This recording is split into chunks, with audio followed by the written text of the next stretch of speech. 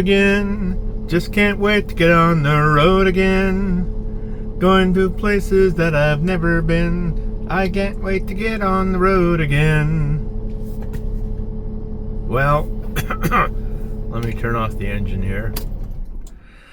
This was supposed to be my first video from the road, but as thorough as I am in all my research, I've been following several online weather forecasters, comparing what they say, how they trace the storms in the northwest and the southwest, and well, looks like our departure has been delayed at least a week to let the remnants of the tropical storm, I think one or two, that are coming into the southwest, just dumping a month's worth of rain on Arizona, all over the southwest, and then up here in the northwest,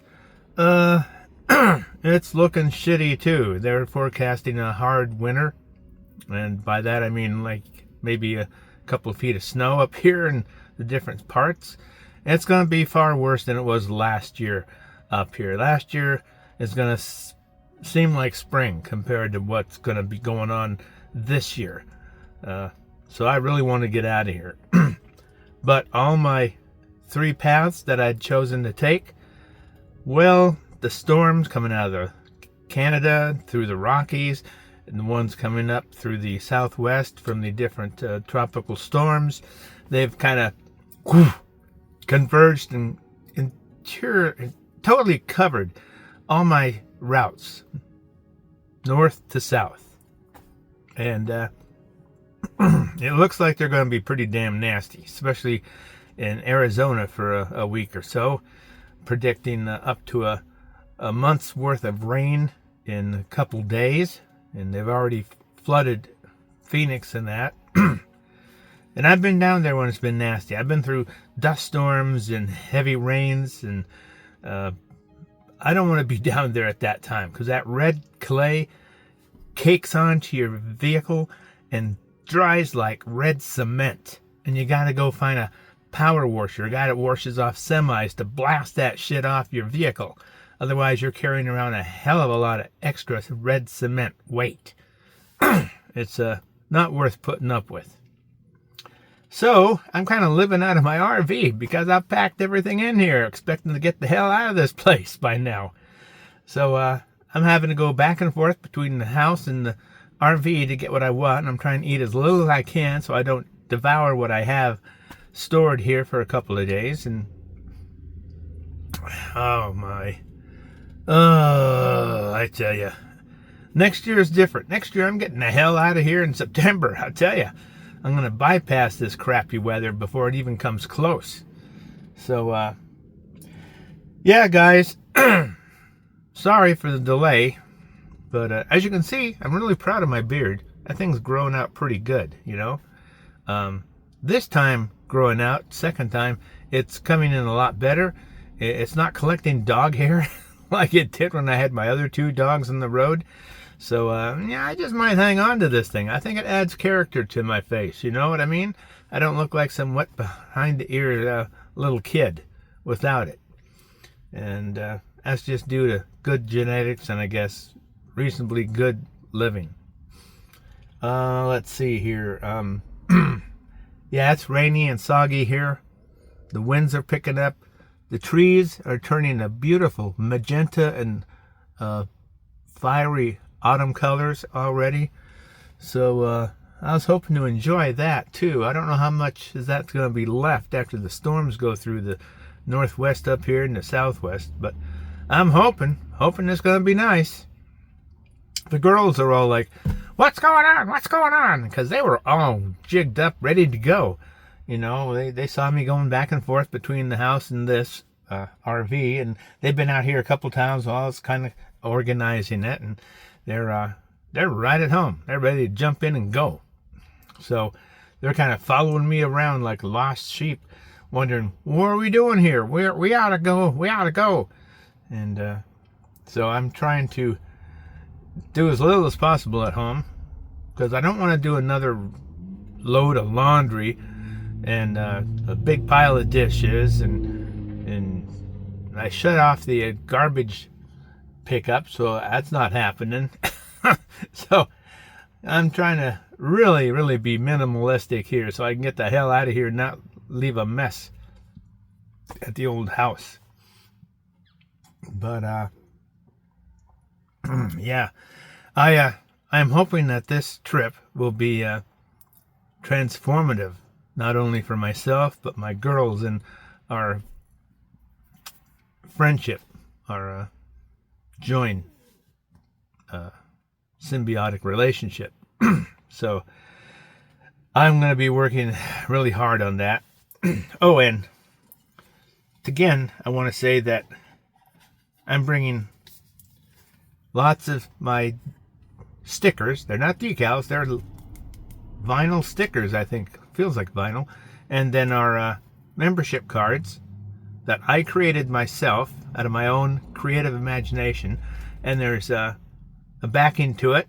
It says, "Doggone RV'N members do these items.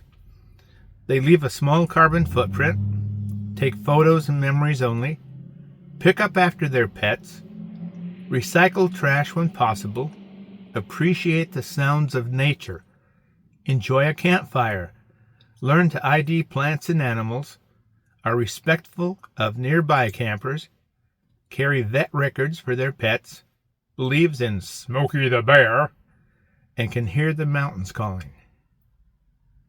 Now that's pretty damn good, I think. A lot of people, if they followed these points, I think would experience a better life. You just got to cut yourself off from the insanity, the noise, the pollution of modern society. Because in my 70 years, it ain't gotten any better. So, yeah, if you guys see us, come over, introduce yourself. Be cautious. The dogs are really excited when they meet new people. And I'll be glad to give you one or two of these and a decal. I keep calling these things decals, but they're like a vinyl sticker.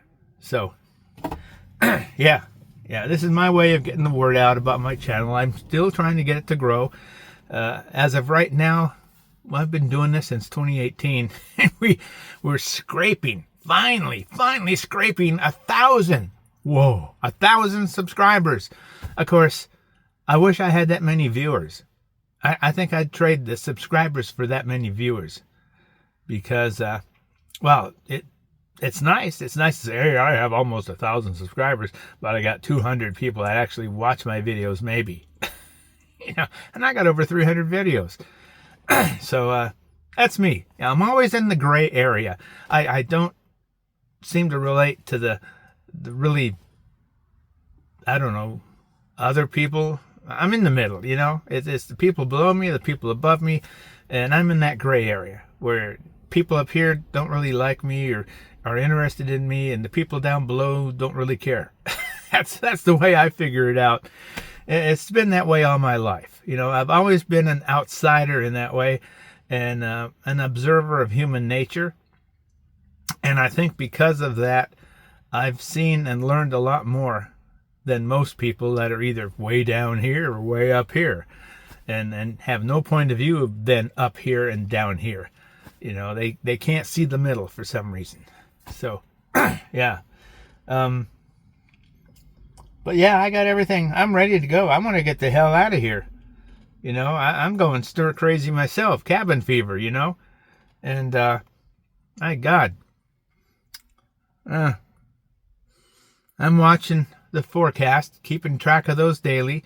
I do a 5-10 day forecast request on my smartphone. I got a brand new one. I found out my phone was like 4 or 5 generations behind. So I got a new one now, and it's got satellite reception, and it'll talk to you and tell you more shit than like a talking dictionary, you know? It's amazing. So I'm keeping track of that, and I tell you, when it looks good, hopefully it's only going to be 1 week delayed, because this huge storm's going to come in and just wallop everybody by the middle of this week. I guess that'd be now. and hopefully it'll move on going east, and that way I can just finally check all the highway cams of all the roads I want to take, see where the snow is, how bad it is, check the forecast there, do my diligence in my research, and make a choice. I do not, oh God, I do not want to go through California, because their gas prices would gut my first month's budget. I do want to go down the east side of the Sierras on 395. That's one of my favorite roads. Cut across Death Valley and then head south again. But yeah, this government shutdown, that one side is damn stubborn about doing just to make a point for the imbeciles in their lower group. And it's hurting us all, but it's going to hurt them more. Because, boy, if those people don't get crushed in the midterms, then there's more idiots out there than I thought. Ha! Such is my political observance. Yeah, I know, I said it. I wouldn't make these videos political, but damn. In times like this, how can you not? You know, we're all voting citizens. Our voices are all worth something. And if we can't express ourselves and everyone's so, oh, he's so nasty, then I'm sorry. Go back to kindergarten. Learn how to be a, I don't know, adult. Okay? So, yeah. If you want common sense and such, then come here to this station. I was raised in a time where they taught you the difference between good and bad. They taught you critical thinking, rational thought, common sense. They taught you more back in the 50s and 60s than these idiots are being taught today. They're not being taught anything. They're being indoctrinated. And they try to do that to my son. And boy, when I went into that first teacher's meeting with some wet behind the ears college student, I ripped her apart. They weren't even teaching my kid how to write a coherent paragraph in high school yet. It was pathetic. God. Okay. Calm down, Mark. Calm down, Mark. Okay, guys. Well, I see by my clock I better shut up. Call this quits. Go back, check all the travel cams, the weather forecasting, and see if this mess of a weather system is starting to move on.